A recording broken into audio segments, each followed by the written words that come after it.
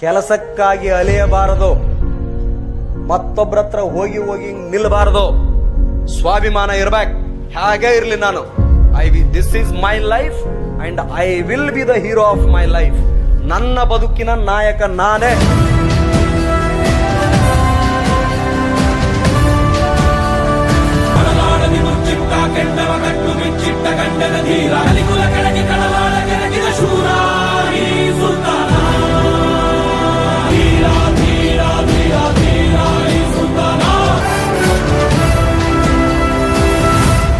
ಆರಕ್ಷಕರಂದ್ರೆ ಭಕ್ಷಕರಾಗೋ ರೀತಿಯಲ್ಲಿ ಇರುವಂತ ಸಮಾಜ ಇವತ್ತು.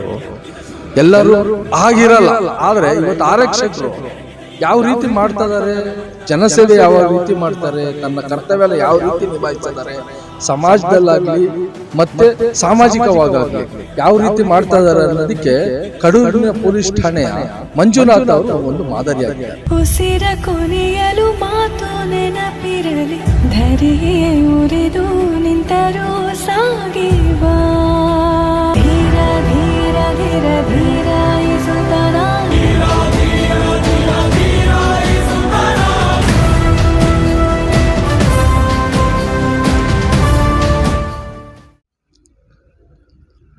ಆರಕ್ಷಕರಂದ್ರೆ ಭಕ್ಷಕರಾಗೋ ರೀತಿಯಲ್ಲಿ ಇರುವಂಥ ಸಮಾಜ ಇವತ್ತು.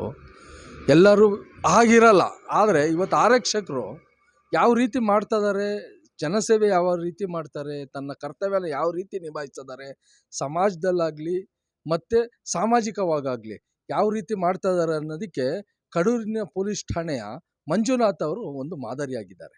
ಇಡೀ ನಮ್ಮ ಜಿಲ್ಲೆಯಲ್ಲಿ ಅಂಥ ಒಬ್ಬ ವ್ಯಕ್ತಿ ಇರೋದಂದ್ರೆ ನಮಗೆ ತುಂಬ ಆಶ್ಚರ್ಯ. ತನ್ನ ಸಂಬಳವನ್ನು ಒಂದು ಕುಟುಂಬಗಳಿಗೆ ಇಂತಿಷ್ಟು ಅಂತೇಳಿ ಹಂಚಿ ಹೋಗುವಂಥ ಇವತ್ತು ಮನೋಭಾವನೆ ಇದೆ ಆರಕ್ಷಕರಲ್ಲೂ ಅನ್ನೋದನ್ನು ನಾವು ತಿಳ್ಕೊಬೇಕಾಗತ್ತೆ. ಪೊಲೀಸ್ ಅಂದ್ರೇ ಒಂದು ಏನು ಭ್ರಷ್ಟರು ಮತ್ತು ಹೊಡಿತಾರೆ, ಬಡಿತಾರೆ, ಇದು ಮಾಡ್ತಾರೆ, ಹ್ಯಾರಾಸ್ಮೆಂಟ್ ಮಾಡ್ತಾರೆ ಅಂತ ಕೆಲವ್ರನ್ನ, ಆದರೆ ಯಾರು ಆ ರೀತಿ ಮಾಡಲ್ಲ. ಇಂಥವರು ಇದ್ದಾರೆ ಅನ್ನೋದನ್ನು ಮಂಜುನಾಥ್ ಇವತ್ತು ಸಾಬೀತುಪಡಿಸಿದ್ದಾರೆ. ಅಂಥವ್ರನ್ನ ಕರೆದು ಸುಮಾರು ಸಂಸ್ಥೆಗಳು ಇವತ್ತು ಅವ್ರನ್ನ ಗೌರವಿಸಿದ್ದಾರೆ. ಇಂಥ ಕಾರ್ಯದಲ್ಲಿ ಸಮಾಜಮುಖಿಯಾಗಿ ಇರುವಂಥ ಒಬ್ಬ ಆರಕ್ಷಕರು ಪೊಲೀಸ್ ಅವ್ರನ್ನ ನಾವು ಕೂಡ ನಮ್ಮ ಸಮಾಜನೂ ಕೂಡ ಗೌರವಿಸಿ ಉತ್ತೇಜಿಸಿ ಅವರು ಪ್ರೋತ್ಸಾಹ ಕೊಟ್ಟರೆ ಇನ್ನು ಮುಂದಿನ ದಿನಗಳಲ್ಲಿ ಅಂಥ ಸುಮಾರು ಜನ ಪೊಲೀಸ್ ಅವರೆಲ್ಲ ಇವತ್ತು ಒಂದು ಮಾದರಿಯಾಗಿ ಇವತ್ತು ಸಮಾಜಕ್ಕೆ ಒಂದು ಮೂಲ ಸ್ತಂಭ ಆಗಿ ನಿಲ್ತಾರೆ ಅನ್ನೋದು ನಂದು ಒಂದು ಅಭಿಪ್ರಾಯ ಇದೆ. ಎಲ್ಲ ಸಾರ್ವಜನಿಕರು ಕೂಡ ನಮಸ್ಕಾರ. ನನ್ನ ಹೆಸರು ಉಣ್ಸಮಕ್ಕಿ ಲಕ್ಷ್ಮಣ ಅಂತೇಳಿ. ನಾನು ಕೂಡ ಸಮಾಜ ಸೇವೆ ಇಲ್ಲಿ ತೊಡ್ಕೊಂಡು ಬರ್ತಾಯಿದ್ದೀನಿ. ಇದೊಂದು ಅಪರೂಪವಾದ ವಿಚಾರ ನನ್ನ ಗಮನಕ್ಕೆ ಬಂದಿದೆ. ಹಾಗಾಗಿ ವಿಶೇಷವಾಗಿ ಅವ್ರಿಗೊಂದು ಅಭಿನಂದನೆ ಹೇಳಬೇಕಂತೇಳಿ ಈ ಸಿ ನ್ಯೂಸ್ ಮೂಲಕ ನಾನು ತಮಗೆಲ್ಲರಿಗೂ ಕೂಡ ಒಂದು ವಿಶೇಷವಾದ ವಿಷಯನ ಪ್ರಸ್ತಾಪ ಮಾಡ್ತಾಯಿದ್ದೀನಿ. ಬಂಧುಗಳೇ, ಇವತ್ತು ಪೊಲೀಸ್ ಇಲಾಖೆಯಲ್ಲಿ ಒಬ್ಬ ಅಪರೂಪದ ವ್ಯಕ್ತಿ ಕಡೂರು ಸ್ಟೇಷನಲ್ಲಿ ಮಂಜುನಾಥ್ ಅಂತೇಳಿ ಅವರು ತನ್ನ ಸಂಬಳವನ್ನು ಅಲ್ಲಿ ಸದಾಶಿವನ್ ಅಂತೇಳಿ ಒಬ್ಬರು ಹ್ಯಾಂಡಿಕ್ಯಾಪ್ಟು ಪೇಷಂಟ್ ಇದ್ದಾರೆ. ಅವ್ರಿಗೊಂದು ಮಗಳಿದೆ. ದಿನನಿತ್ಯ ಅವರಿಗೆ ಬದುಕೇ ಕಷ್ಟ. ಆ ರೀತಿ ಇದ್ದಾಗ ಅವರು ಸ್ಕೂಲಿಗೆ ಫೀಸ್ ಕೊಡೋಕ್ಕಾಗ್ದಲೇ ಮಗುನ ವಾಪಸ್ ಕಳಿಸ್ತಾರೆ. ಇಲ್ಲಪ್ಪ ಕಷ್ಟ ಆಗ್ತದೆ, ಪ್ರೈವೇಟ್ ಸ್ಕೂಲಿಗೆ ಸೇರಿಸಿರ್ತಾರೆ.